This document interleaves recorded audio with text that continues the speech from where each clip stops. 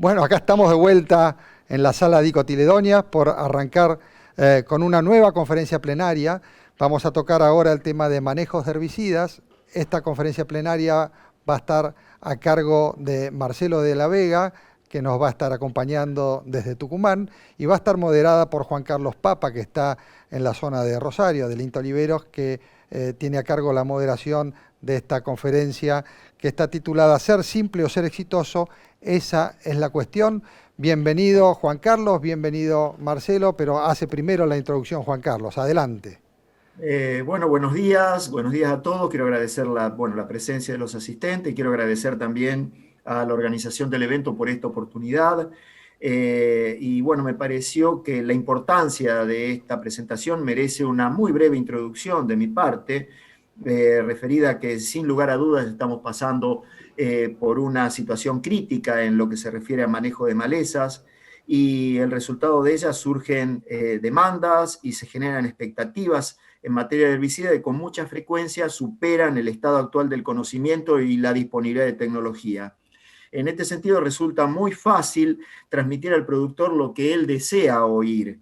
Eso vende muchas charlas, vende otros bienes y servicios, pero es más difícil y menos simpático transmitir lo que en realidad debe saber y practicar, al menos en el contexto actual de la problemática. Resulta así muy interesante desde el punto de vista filosófico plantear cómo llegamos a esta situación y la posibilidad de reducir la brecha existente en lo que se pretende o lo que se necesita o lo que se cree que hay y lo que realmente hay disponible en materia de tecnología y lo que debería hacerse para ser exitoso en materia de manejo de malezas. Esta charla que nos plantea el ingeniero de la Vega, de ser simple, ser exitoso, parafraseando a Hamlet, es muy interesante y puede echar respuesta en este sentido. El ingeniero de la Vega es ingeniero agrónomo, egresado de la Facultad de Agronomía y Zootecnia de la Universidad Nacional de Tucumán, es profesor asociado de la Cátedra de Terapéutica Vegetal de la Facultad de Agronomía de la Universidad Nacional de Tucumán y es profesor adjunto de la Cátedra de Terapéutica Vegetal Universidad Nacional del Chaco Austral. Su presentación, Ser simple o ser exitoso, esa es la cuestión, es la que continúa ya mismo. Marcelo, por favor. Bien, muchas gracias. Gracias a la invitación que me hizo ASACIM, mi querida Asociación Argentina de la Ciencia de las Malezas. Gracias, Juan, por la presentación. Para mí es un honor que me haya presentado a alguien que en los primeros pasos ya lo escuchaba, ¿no? Tantas cosas acertadas, ¿no? Que nos decía en algún momento, y me lo planteó a Hamlet, ¿no? Es decir, como cual dilema shakespeariano, ser simple o ser exitoso, esa es la cuestión. ¿Qué quise plantear con esto? Que nos vamos a ubicar en un sistema granario. En este caso vamos a ver un sistema sojero, cómo la soja ha ido creciendo. Y voy a centrarme en dos puntos, ¿no? Un punto es acá a fines de la década del 80, principio de la década del 90, cuando cambiamos un sistema de labranza convencional donde se usaban una serie de productos. Empezábamos en este manejo químico con trifluralina, aplicándola en pre-siembra, tratando de que llegue a los rizomas y que no estos, debido a que actúa sobre la división celular, no se multipliquen las yemas. Luego seguíamos con unas mezclas de alaclor, metribuzin, había el linurón en el medio, y seguíamos después posteriormente con los ACCASA, con Fomesafen en la postemergencia.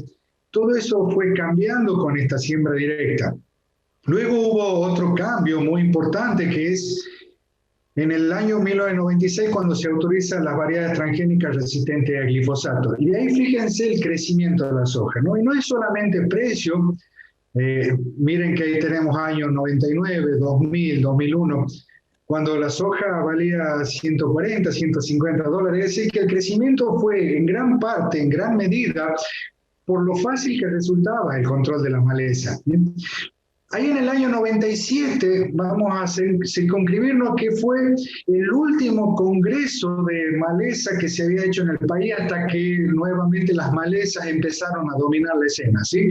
En el año 97, en el Paseo de la Plaza, allá en Buenos Aires, se había hecho el congreso de lo que era ASAM, la Asociación Argentina de Maleza. En ese momento, dentro de ASAPROVE, la Asociación Argentina de Protección Vegetal. Es que habíamos pasado a tener un sistema muy simple, muy sencillo, donde el triángulo cerraba perfecto. Teníamos el herbicida más conveniente, sin importar el tamaño de la maleza, lo controlaba. Es el herbicida más eficiente, y no creo que haya algo tan eficiente como el glifosato, y de muy bajo costo. Entonces los campos quedaron limpios de maleza, y entonces parecía que nunca más íbamos a necesitar ni ingenieros agrónomos siquiera que manejen las malezas. Todo era simple, ¿no? Entonces quise poner, sin querer hacer un juicio crítico, alguna propaganda que dice simplifica el manejo de las malas hierbas, ¿no? Encima no es una propaganda argentina, ¿no? Pero simplifica, porque buscábamos algo que sea simple, ¿no? O bien la sencillología, que no es lo mismo, ¿no? Porque lo simple implica algo que es fácil. En cambio, algo que es sencillo es algo que es preciso. Y los dos se van a unir en algo que tiene un objetivo que no es muy estridente, ¿no? Entonces ahí es donde se empieza a unir lo simple y lo sencillo. Buscábamos algo que sea muy fácil de hacer, ¿no? Y la tecnología que estábamos aplicando era algo muy fácil, no importaba dosis más, dosis menos, ¿sí? Entonces teníamos un sistema sencillo que no nos dimos cuenta que hay dos cuestiones ecológicas que son la sucesión y la evolución, que la naturaleza lo va a ir practicando.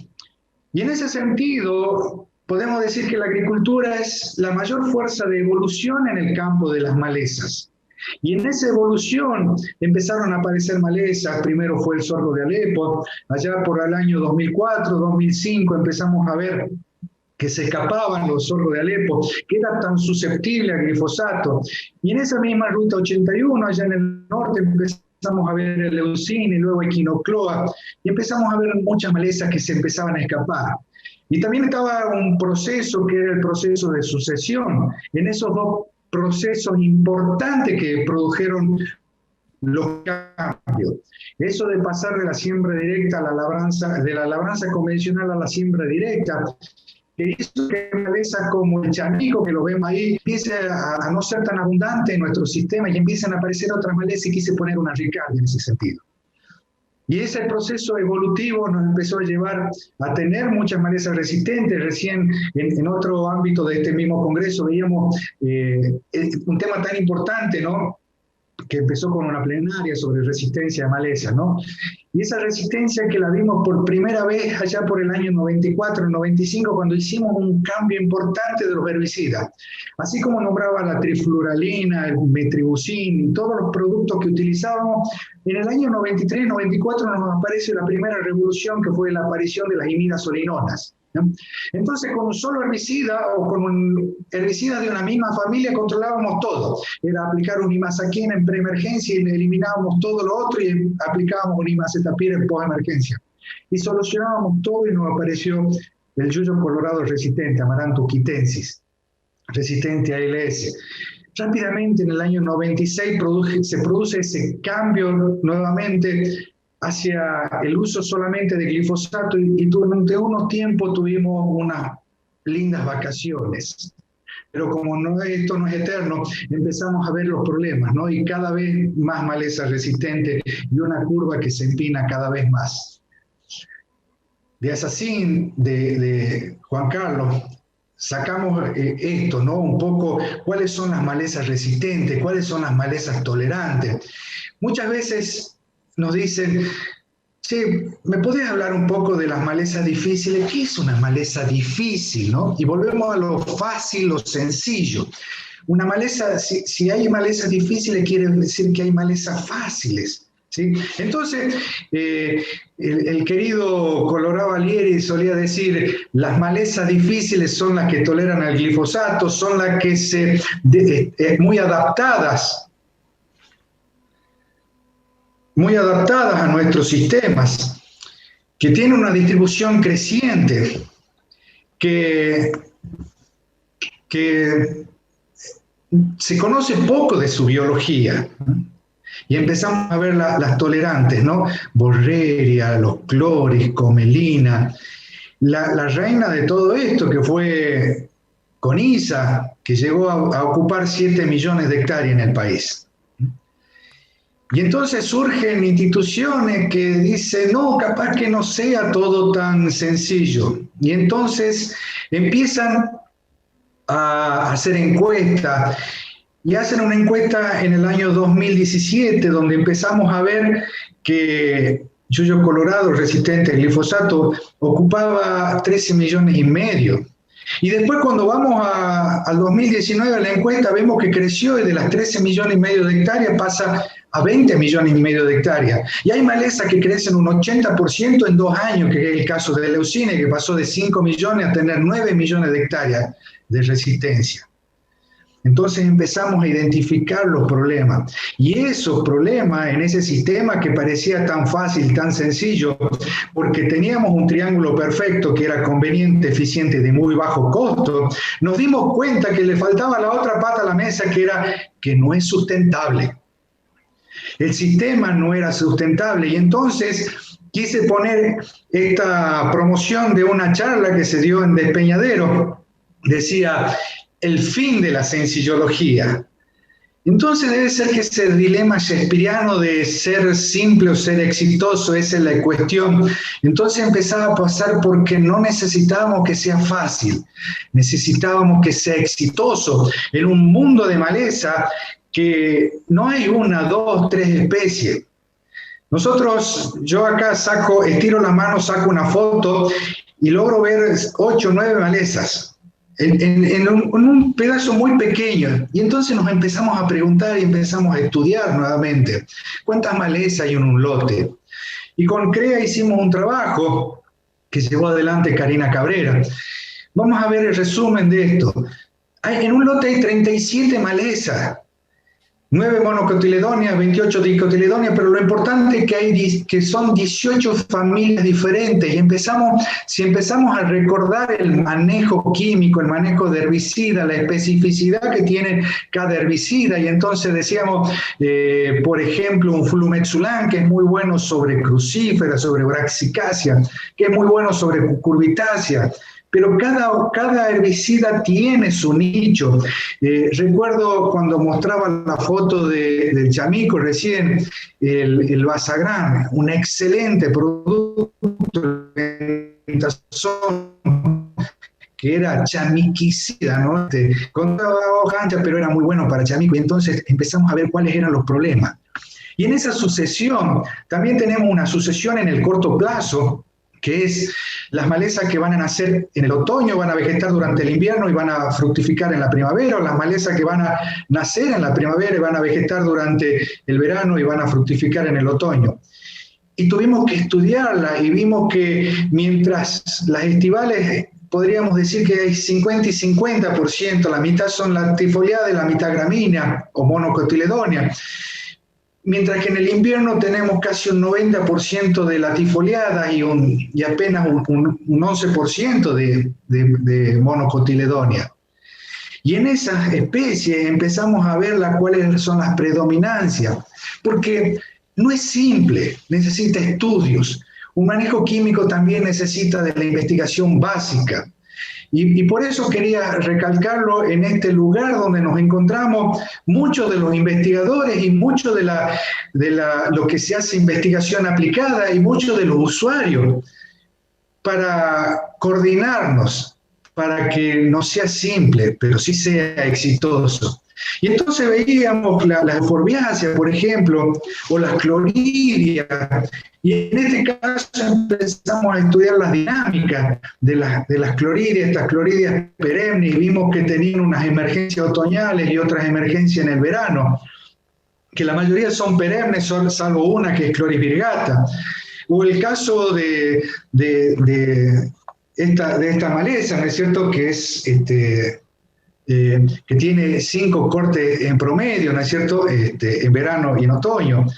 O vemos otras malezas, por ejemplo, acá esta Echinocloa o Echinocloa. Y entonces cuando empezamos a estudiar esa dinámica, vimos que, por ejemplo, Echinocloa va a tener, se va a comportar, o esta leucine, perdón, se va a comportar con 3 cortes o con 5 cortes, dependiendo de las precipitaciones. Y cuando menos lluvias hay, tenemos más cohortes, con menos cantidad de plantas, pero más cortes en 100 días, por ejemplo. Esto con menos de 700 milímetros. Y cuando había más de 800 milímetros, ahí teníamos 3 cortes en 75 días. Eso nos empezaba a dar que en el manejo químico necesitábamos la dinámica para saber cuándo y los tiempos. Después empezamos a asociar con los cultivos y tenemos los maíces tardíos, aquellos maíces que sembramos en diciembre, en enero, fundamentalmente acá en el norte, o los maíces tempranos que van a ser sembrados en septiembre, o las hojas de primero que se siembran en octubre, o las hojas de segunda que se siembran en diciembre. Y empezamos a ver en ese medio que podemos poner algunos cultivos de cobertura, o trigo, o girasol, y los tiempos libres que hacen que necesitemos los barbechos. La palabra nos indica, barbecho viene de barbectum, veris primavera, acto en el participio del verbo hacer, hecho para la primavera. ¿Y qué hacíamos? ¿Qué hacíamos, Juan Carlos, en ese momento que a veces no hacíamos nada en ese barbecho y entonces se nos llenó los lotes de rama negra? Porque ese es el momento, ¿no es cierto? Después de la cosecha es cuando se empieza el año, cuando empieza nuestro año agrícola con ese barbecho. Y si no hacemos nada, y por ahí capaz que a nosotros los norteños se nos llena más de cloris o de malva. Y entonces surgen ahora los cultivos de cobertura que podrán ser necesarios, podrán ser útiles, que además del manejo de maleza tienen un montón de beneficios. Por ejemplo, esta vicia que nos va a hacer un aporte de nitrógeno para un maíz posterior. O estos centenos que van a dar un aumento de la relación de carbono-nitrógeno hacia un cultivo de soja que son tan necesarios. Pero tenemos una agricultura donde tenemos distintas isoyetas que van desde los 1200 milímetros a 550 milímetros, donde la agricultura por ahí no es sustentable con 550 milímetros para tener un doble cultivo anual. Y entonces necesitamos el control químico. Y en ese control químico, en ese barbecho, ¿cómo hacerlo, no? Y en esa dinámica ahora, poniendo, por ejemplo, unos nabos que nacen en el invierno y viendo los barbechos en qué momento hacerlo, es conveniente por ahí decir, bueno, al barbecho que le estamos haciendo un desecante, podemos agregarle una herbicida residual. ¿Y cuáles son los herbicidas residuales? Entonces, vemos que está Marcelo, disculpame. Por ejemplo, clorimurón. Disculpame, Marcelo, si podés apagar la cámara, ahora sí está flaqueando la señal, entonces, para poder escucharte bien, gracias. Bien, perdón. Entonces, ver que no podemos cargar tampoco los sistemas con ALS. Y también tenemos los fotosistemas 2 o los HPPD que pueden actuar en ese barbecho como residuales, o los PPO. Entonces, empezamos a ver cuáles son las opciones químicas.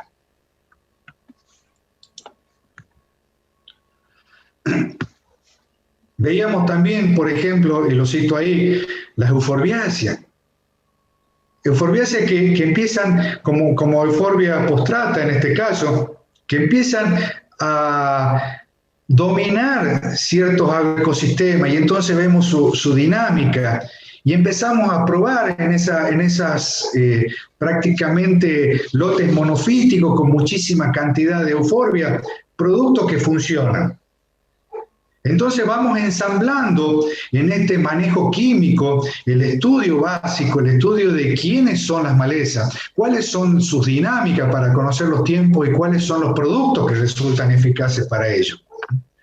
O las malezas que son tolerantes y también empiezan a dominar los sistemas, y en esas malezas tolerantes ver cuáles son los herbicidas desecantes, cuáles son los herbicidas residuales que nos van a dar un margen para que podamos manejar las malezas. El éxito puede existir. Con esta foto quiero mostrar que las malezas duras, las malezas difíciles, tienen un manejo. Posiblemente esta maleza que la consideramos difícil, que es borreria, tenga un manejo diferente. Necesitamos conocer su dinámica, necesitamos conocerla. El éxito del control va a estar fundamentalmente dado en el conocimiento que tengamos de las mismas.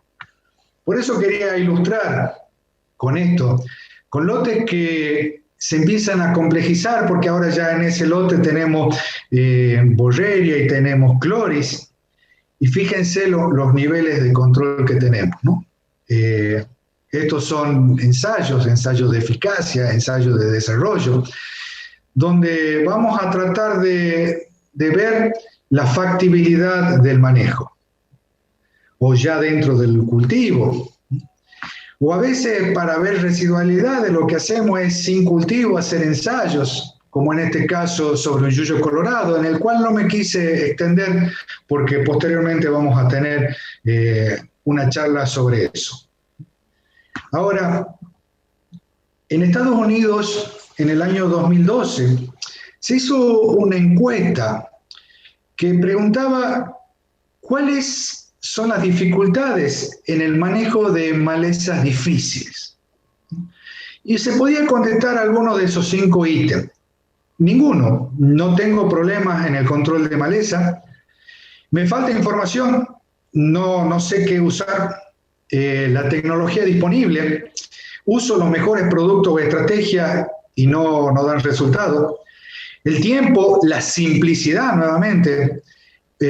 No tengo tiempo para invertir en manejos de malezas complicadas, o el costo, no tengo dinero para invertir en programas de manejo de malezas difíciles. Solamente el 7% de los encuestados dijo que no tenía problemas de maleza. Es decir, que el 93% era lógico, tienen problemas de maleza. Y dentro del 93% que tenían problemas de maleza, de manejo de maleza, la falta de información era el menor de los problemas. Solamente el 12% había contestado que no tenían información. Y es algo que también resulta lógico.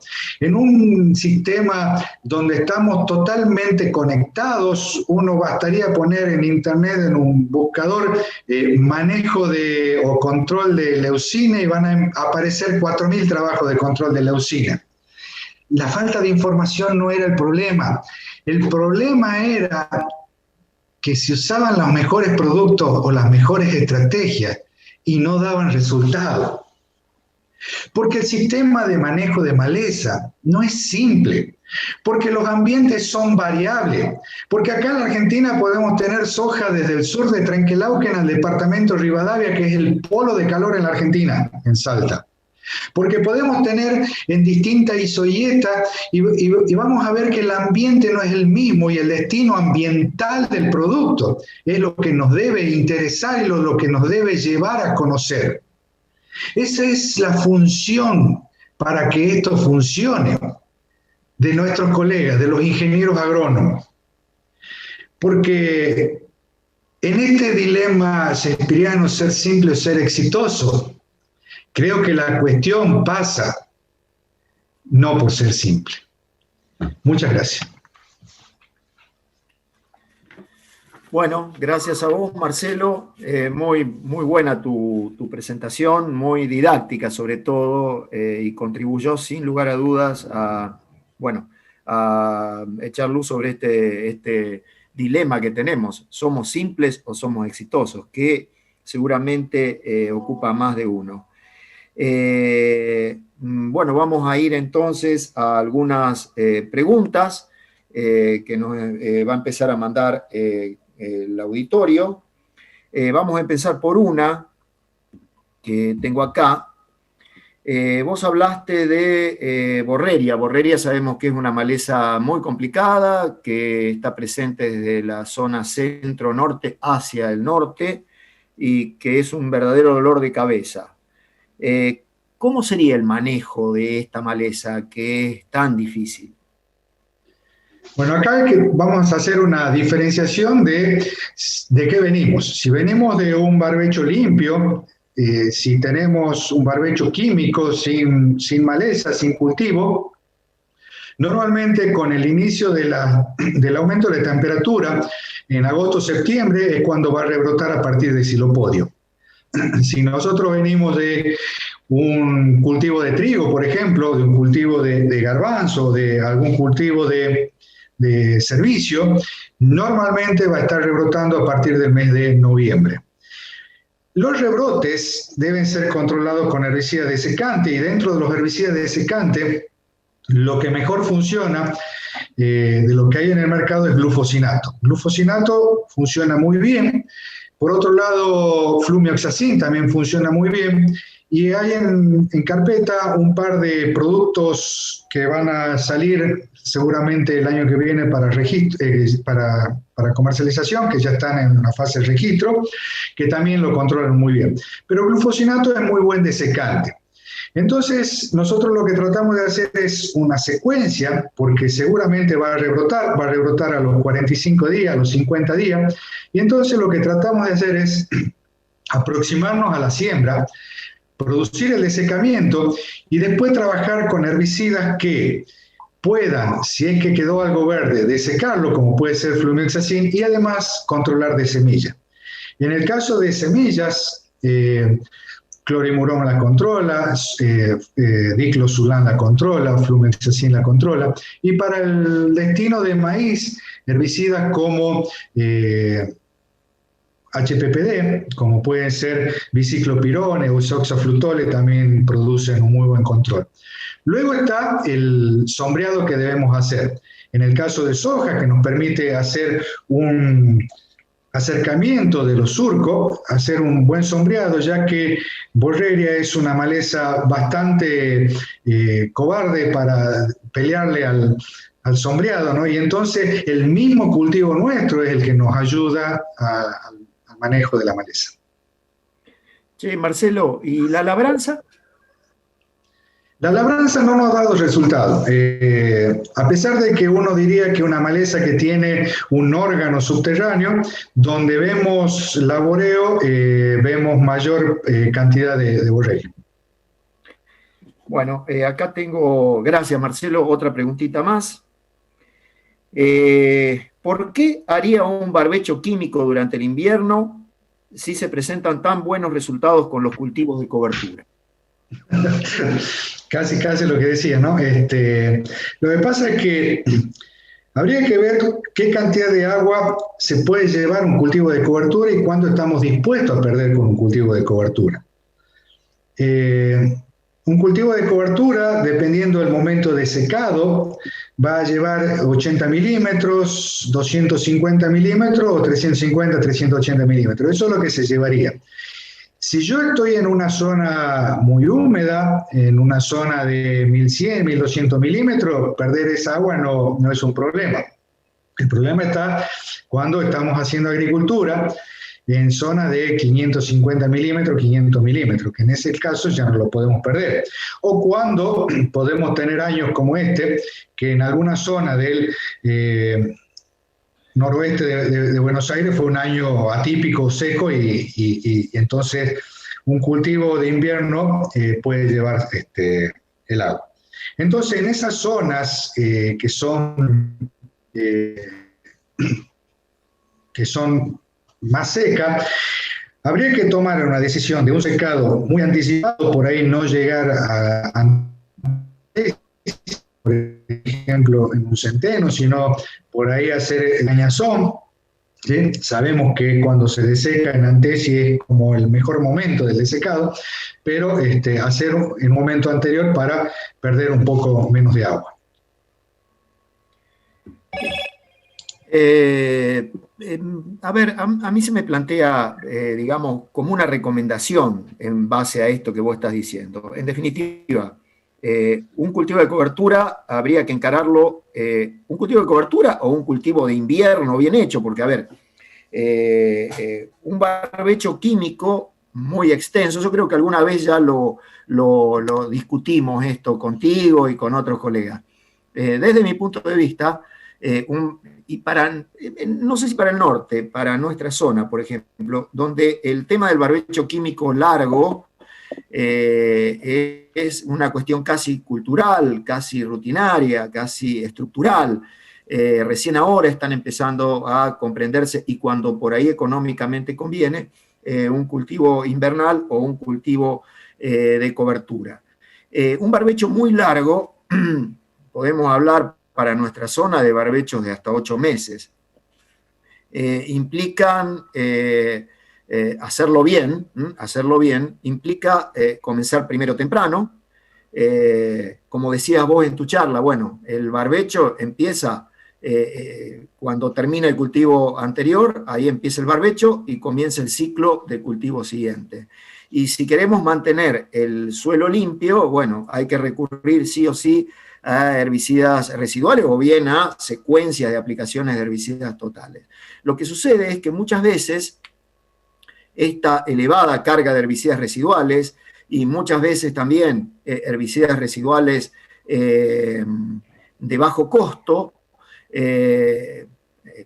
implica la repetición de modos de acción de alta residualidad, lo que implica una presión de selección también, de la que hablaste también vos hoy, una presión de selección muy alta.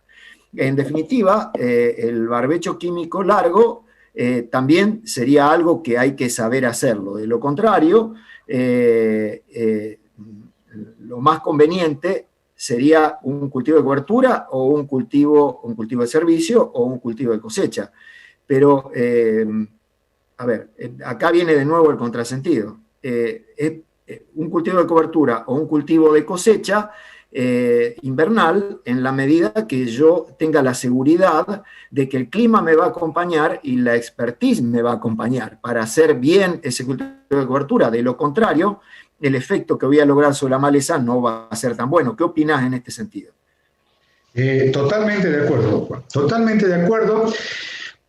Porque, y vos lo planteás, tal vez en mi sistema, tal vez en aquel sistema, y eso es lo importante, es decir, que tenemos sistemas muy variables, muy variables. Te voy a poner un ejemplo. Vamos a ver la zona de Bandera, que es una zona productora de Santiago, allá cerca de Bandera, es casi el último pueblo antes de Santa Fe, hacia el lado de Tostado, ¿no? Y tenemos Bandera al norte, es una zona con napa freática, donde los cultivos se terminan colgando de la napa y hay una sucesión de cultivos donde se llega a hacer en 2 años casi 4 cultivos, porque se empieza con, supongamos, una soja y continuación de la soja sigue un girasol de julio, y a ese girasol de julio que se cosecha en diciembre, enero, se le sigue un maíz de segunda, y ese maíz tardío termina en un cultivo de soja nuevamente. Pero de Bandera al sur, o sea, y estamos hablando prácticamente en la misma localidad, no hay napa. Y entonces tenés zona de 500 milímetros, 550 milímetros, donde no se puede hacer un cultivo invernal, ¿no? Y tenemos los lugares donde hacemos cultivos invernales, donde hacemos un trigo, por ejemplo, seguido de un algodón, y vemos la diferencia en el mismo lote de cómo se comporta el algodón viniendo de un trigo o viniendo de un barbecho. Pero son distintas situaciones, o qué se le podría ocurrir a uno viendo la necesidad de ese cultivo invernal, por ejemplo, viendo la necesidad del cereal en el lote, que haga un barbecho de verano para hacer un cultivo de invierno, es decir, acumular el agua en el verano para hacer un cultivo en el invierno, ¿no? Parecería muy loco, pero hay locos que lo están haciendo sustentablemente. Lo importante, Juan, que muchas veces hasta te piden la receta por teléfono, ¿no? Entonces, si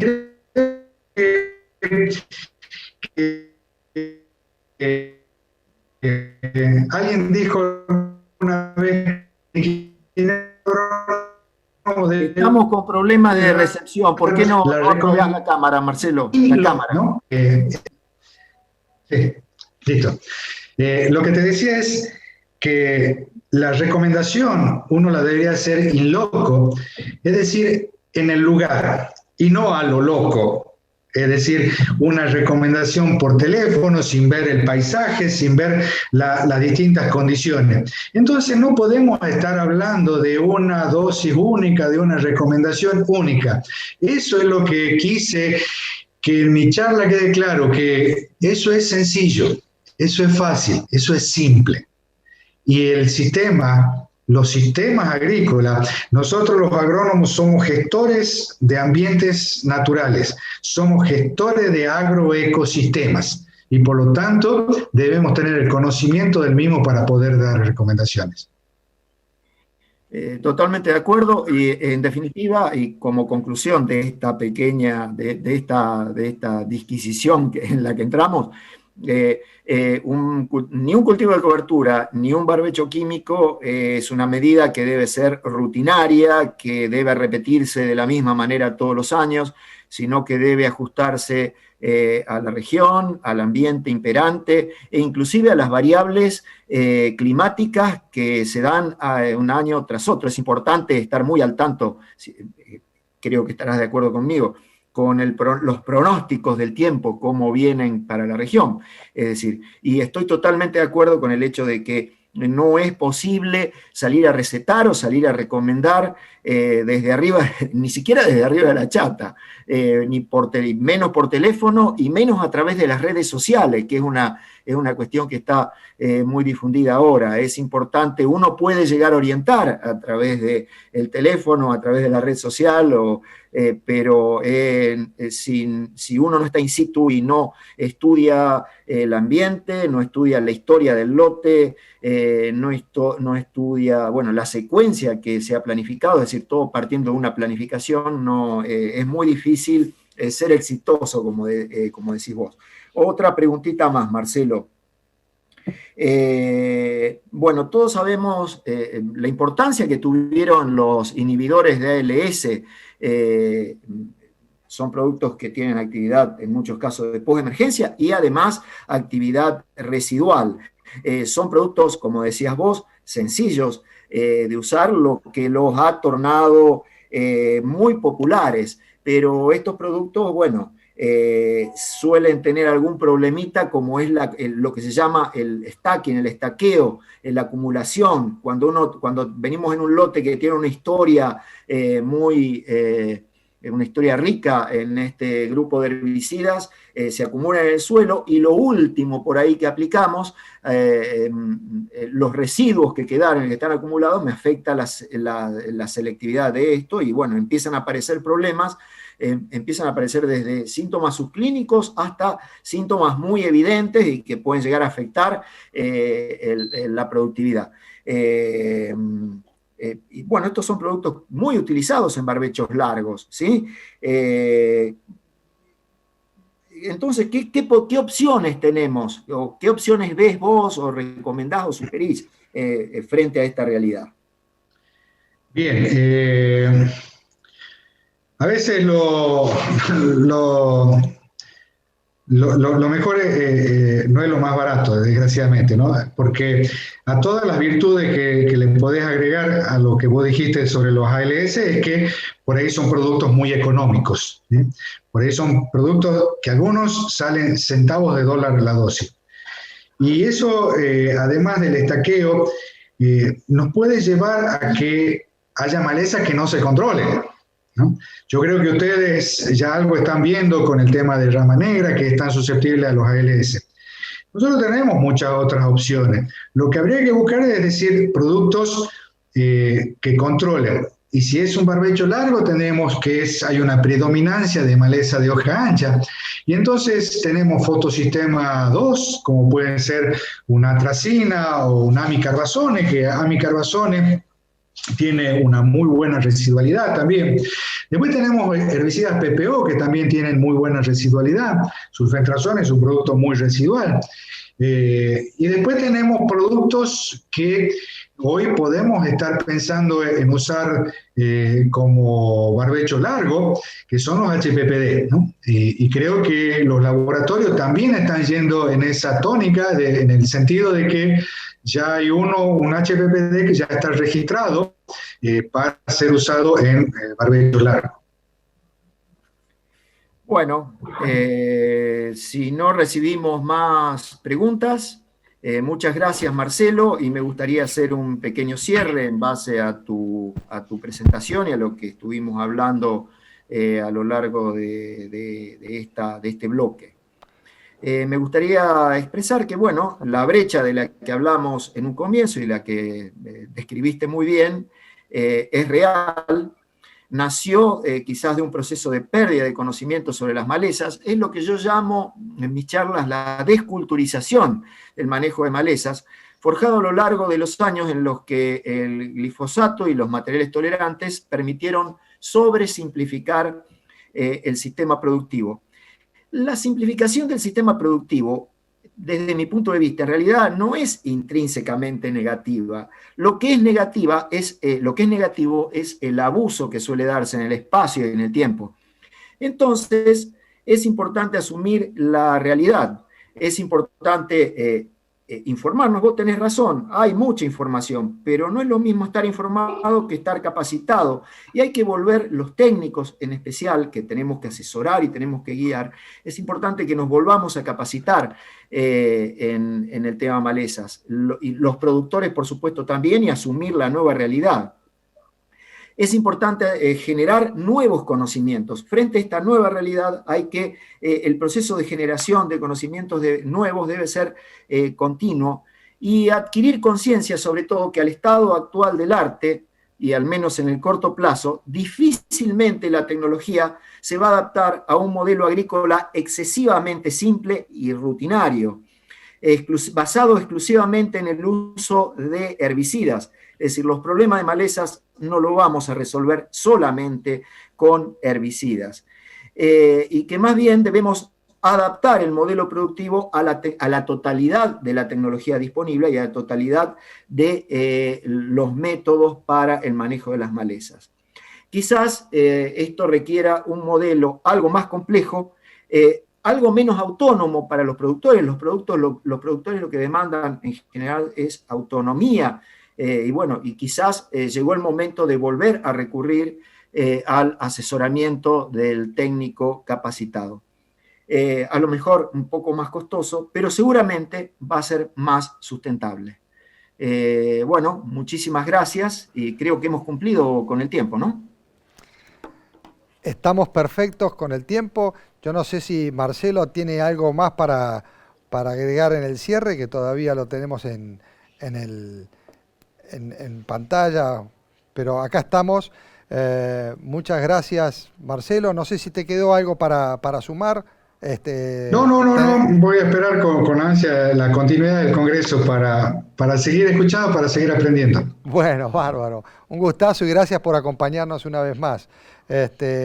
Gracias, Juan Carlos, también por la moderación y coordinar las preguntas y hacer la introducción y el cierre de esta plenaria que acabamos de disfrutar, realmente.